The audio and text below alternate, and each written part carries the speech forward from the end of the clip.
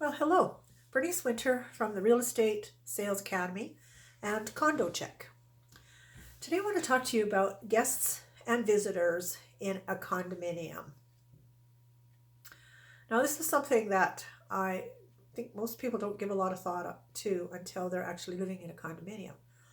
And they decide to have that big Thanksgiving dinner, and then they go, wow, where's everybody going to park? How am I going to get them here? Where am I going to seat them all? There's some questions that start coming up. Many condominiums have guest suites or they have social rooms. That's something to think about if you're going to have many guests. Booking it, checking with your manager. Now, not all condominiums have that, but think about that. It could save you some grief.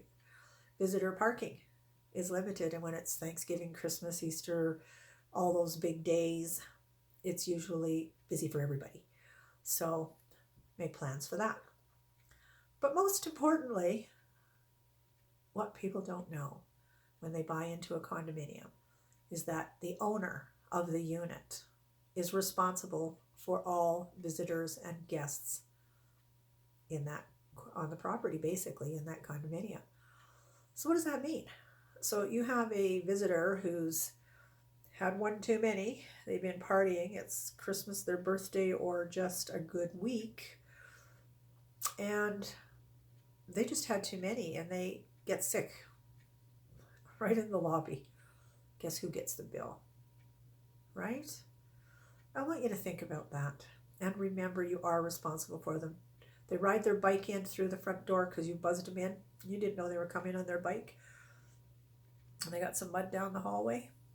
You get another surprise. So think about that. Make sure you talk to your guests. Don't be naive in thinking that the board will never find out. Too many corporations today have security.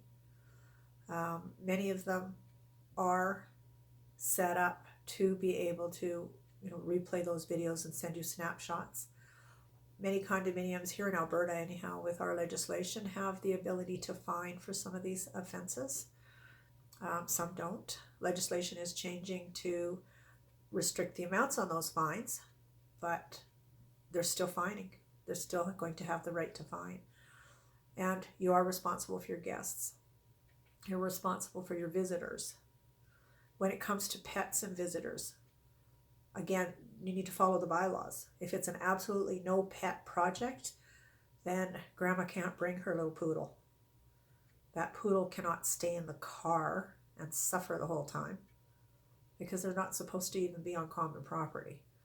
And some boards are that anal. I think it's a little off the wall myself, but there are boards I've seen people end up harassed because they left a dog in the car and the dog was in visitor parking and it's on common property, and the whole story was just unreal.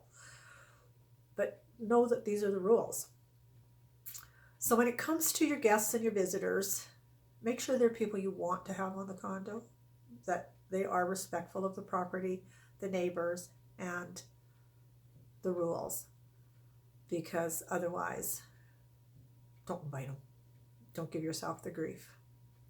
So, long story short, the bylaws apply whether you're an owner, a guest, or a visitor. Do know what's in your bylaws with regards to bicycles, parking, and noise.